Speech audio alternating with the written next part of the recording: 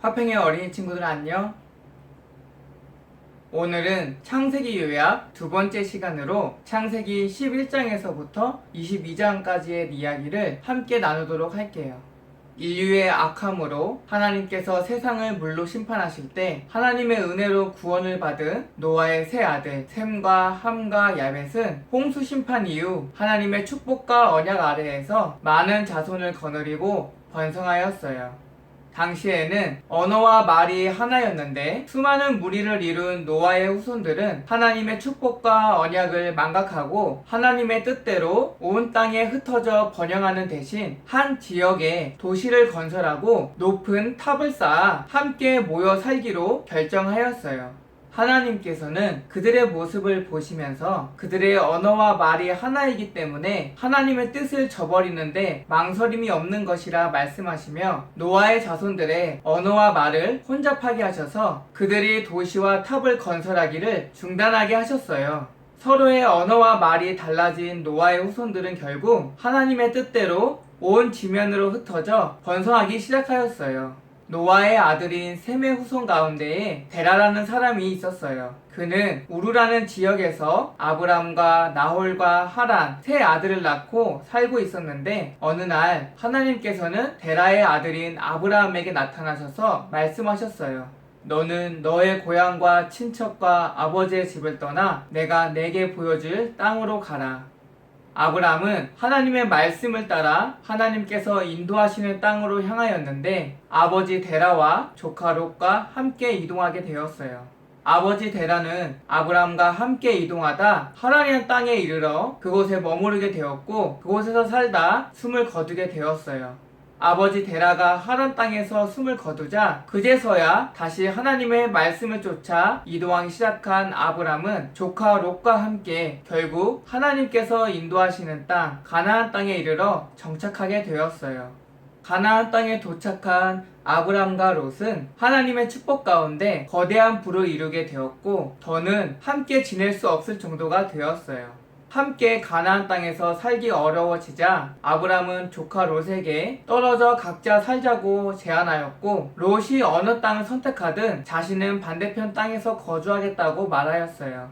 롯은 눈을 들어 보아 자신이 살기에 좋아 보인다고 생각하는 소돔과 고모라 도시가 있는 요단 지역을 선택하였고 아브람은 요단 반대편 지역에서 살기로 결정하였어요. 롯은 곧 요단 지역으로 떠나게 되었고 롯이 아브람을 떠난 후에 하나님께서는 아브람에게 말씀하셔서 아브람이 눈을 들어 바라보는 사방의 모든 땅을 아브람과 아브람의 후손에게 영원히 주시겠다고 약속하셨어요.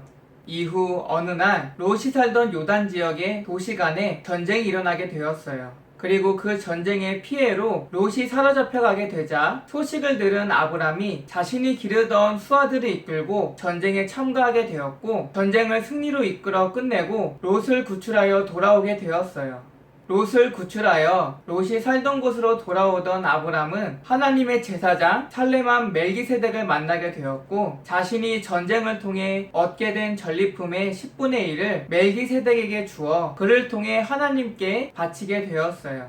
모든 상황을 정리하고 다시 자신이 머물던 땅으로 돌아온 아브람은 환상 중에 하나님의 말씀을 듣게 되었어요. 하나님께서는 아직 자녀가 없던 아브람에게 자녀가 생길 것이라 말씀하셨고 아브람의 자녀를 통해 아브람의 수많은 자손들이 이 땅에 번성하게 될 것이라 언약하셨어요. 또한 하나님께서는 아브람의 후손이 가나안 땅을 떠나 이방에 체류하게 될 것이고 그 땅을 지배하는 나라를 섬기다가 하나님의 인도로 다시금 가나안 땅으로 돌아오게 될 것이라고 예언하시며 아브람의 자손에게 가나안 땅을 영원히 주시겠다고 언약하셨어요. 하나님의 축복과 언약을 들은 아브람은 자신에게 자녀가 없자 아내 사레와 상의하여 아내의 여종인 하갈과 동침하게 되었고 하갈은 곧 임신하게 되었어요. 하갈은 자신이 임신하게 되자 주인인 사레를 멸시하였고 사레는 일이 이렇게 된 원망을 아브람에게 늘어놓으며 아브람의 허락 아래 하갈을 학대하기 시작하였어요. 주인인 사레의 학대를 견디다 못해 도망치게 된 하갈은 도망길에서 하나님의 사자인 천사를 만나게 되었고 돌아가 주인인 사레에게 복종하라는 명령을 듣게 되었어요. 또한 하나님께서 하갈이 낳을 아이의 이름을 이스마엘이라 짓게 하셨다라고 전해 듣게 되었고, 하갈이 낳은 아들 이스마엘이 큰 민족을 이루게 될 것이라는 축복을 듣게 되었어요. 천사를 통해 하나님의 뜻을 알게 된 하갈은 돌아가 주인인 사레에게 복종하였고, 아들을 낳게 되자 아이의 이름을 이스마엘이라 짓게 되었어요. 수년이 흐르고 이스마엘이 성인식을 앞둔 어느 날, 아브람의 나이 99세 때에 하나님께서는 아브람에게 나타나셔서 아브람과 나눈 언약을 언급하시며 재차 아브람이 심히 번성하여 민족들과 왕들의 아버지가 될 것이며 하나님께서는 그들의 하나님이 되시겠다고 언약하셨어요. 그러면서 언약의 징표로 아브람에게 속한 모든 남자는 할례를 받도록 명령하셨어요. 또한 아브람과 아내 사레의 이름을 각각 아브라함과 사라로 바꾸라 명하시며, 아브라함과 사라 사이에 아들이 있어 그 아들을 통해 하나님의 언약이 성취될 것이다 라고 말씀하셨어요. 하나님의 말씀을 들은 아브람은 자신과 아내 사레의 나이가 매우 많아 더는 아이를 가질 수 없다고 속으로 웃었지만, 하나님께서는 아브라함과 사라가 아이를 내년 이맘때에 반드시 낳게 될 것이라 예언하시며 아이의 이름을 이삭이라고 짓게 하셨어요. 하나님께서 말씀을 마치시고 하늘로 올라가시자 아브라함은 하나님의 말씀대로 자신의 집에 속한 모든 남자에게 할례를 시행하였어요.